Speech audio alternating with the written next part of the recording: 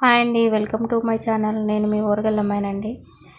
ఈరోజు మరొక కొత్త వీడియోతో వచ్చాను. ముందుగా ఈ గద్దె బౌల్ ఉంటే ఇంట్లో అలాంటిదైనా తీసుకోండి, లేదంటే చిన్న బౌల్ అయినా తీసుకొని దానికి 2 టైప్ ప్లాస్టర్ అంతా స్టిక్కరింగ్ చేసుకోండి.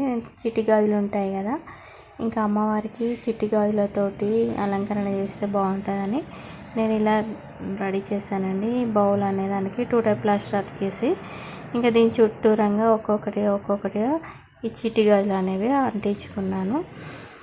ఇలా చేసి తర్వాత చూద్దాం ఎలా ఉంటుంది అనేది. నాకు ఒక ఆలోచన వచ్చింది, ఎలా ఉంటుంది ఇలా చేస్తే బాగుంటుందా అని. ఒక వీక్ మనం అమ్మవారిని పూజించుకునే ముందు ఇలా మనం చిట్టి గాజులతో అమ్మవారికి డెకరేషన్ కూడా చేస్తాం కదా, మాలలు చేస్తాము. అదేవిధంగా అమ్మవారికి 108 అర్చన చేసుకుంటాం కదా ఆ గాజులతోటి. అలాగా అర్చించుకునే ఇలా కాకుండా ఇలా డిఫరెంట్గా ఒకసారి ట్రై చేస్తే ఎలా ఉంటుంది అని అనిపించి నేను ఇలా చేశాను. ఎలా ఉందనేది వీడియో కామెంట్ చేయండి.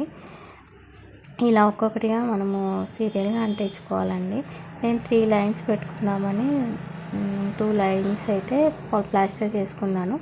ఇంకా తర్వాత మనం ఎలా వస్తుందని చూసినాక మళ్ళీ ఇంకొక థర్డ్లో లేయర్గా ఇంకొకటి వేద్దామని ఊరుకున్నానండి. చూద్దాం, ఒకటైతే పెట్టేద్దున్నాను. ఇది ఎలా వచ్చిందనేది చూడండి. నచ్చితే నా ఛానల్ చూడండి. ఇలాంటి మరెన్నో వీడియోస్ ఉన్నాయి. ఛానల్ చూసి సబ్స్క్రైబ్ చేయడం మర్చిపోకండి, లైక్ చేయడం కూడా మర్చిపోకండి. ఎలా ఉంది వీడియో అనేది కామెంట్ చేయండి.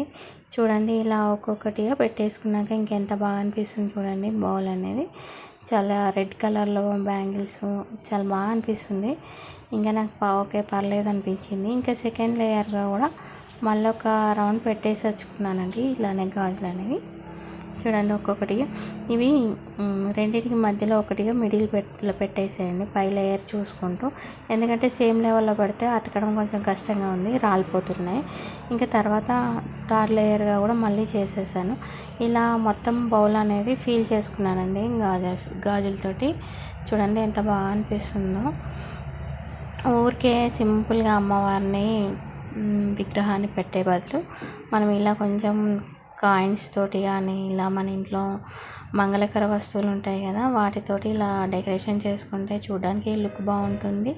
అదేవిధంగా అమ్మవారికి ప్రీతికరమైన వస్తువులు కాబట్టి ఇంకా కొంచెం ఏదో మనసు అనేది తృప్తిగా అనిపిస్తుంది. కాబట్టి ఒకసారి ఇలా ట్రై చేసి చూడండి. ఊరికే మాలలు కాకుండా రొటీన్గా ఇలా ఒకసారి ట్రై చేయండి.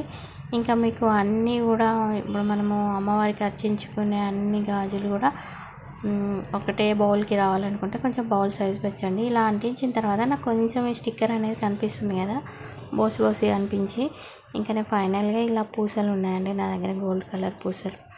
వాటితోటి మధ్యలో గ్యాప్ అనేది ఫీల్ చేద్దామని అనిపించింది. ఇంకా మీకు ఓపిక ఉంటే దీనిపైన ప్లాస్టర్ మళ్ళీ చేసుకుంటూ దానిపైన ఇంకొక రో కూడా మళ్ళీ బ్యాంగిల్స్ ఇచ్చుకుంటే బాగానే ఉంటుంది. కానీ చిన్న సైజ్ అయిపోయాయి కదా బ్యాంగిల్స్, అవి చేతిలో జారిపోతున్నాయి. అందుకని ఇంకా నేను ఇచ్చానులే అని ఇలా పెట్టేసుకొని ఇంకా దీని మధ్యలో అలా టేప్ అనేది కనపడకుండా ఇలా ఒక్కొక్కటిగా పూసలు అనేవి అంటించేసుకున్నానండి, గోల్డ్ కలర్ పూసలు. ఇలా పెట్టే ముందు అనిపించింది కదా ఎలా ఉంటుందో ఏమో అనిపించిందండి. ఫైనల్ లుక్ అనేది ఎలా ఉందనేది చూడండి. మా బాబు అన్నాడు కదా, ఇంకా ఇలా ప్లెయిన్గా ఉంటే బాగాలేదు, ఇంకా దీనికి కొంచెం డెకరేషన్ చేయి మమ్మీ అని అన్నాడు. ఇంకా చూద్దాం మరే బాగుంటుందో ఉండదో అని నేను అన్నాను. కానీ ఫైనల్గా పెట్టేశాక ఇంకా బాగా అనిపించిందండి నాకైతే. మీకు ఎలా అనిపించింది అనేది కామెంట్ చేయడం మర్చిపోకండి.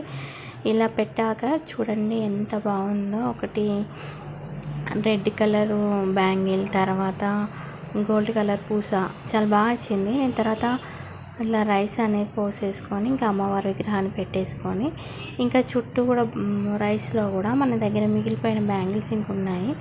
ఇంకా బ్యాంగిల్స్ అన్నీ ఇలా పెట్టేశానండి. ఇంకొక లేయర్ లాగా కనిపిస్తుంది కదా అని నేను 2 లేయర్స్ పెట్టేసుకున్నానండి. ఇంకా దీన్ని చూస్తే నాకు తామరపు చూసినట్టు అనిపించిందండి. ఇంకా పెటల్గా. వీడియో వస్తే లైక్ చేయడం మర్చిపోకండి. థ్యాంక్ యూ ఫర్ వాచింగ్ అండి. Please subscribe my channel.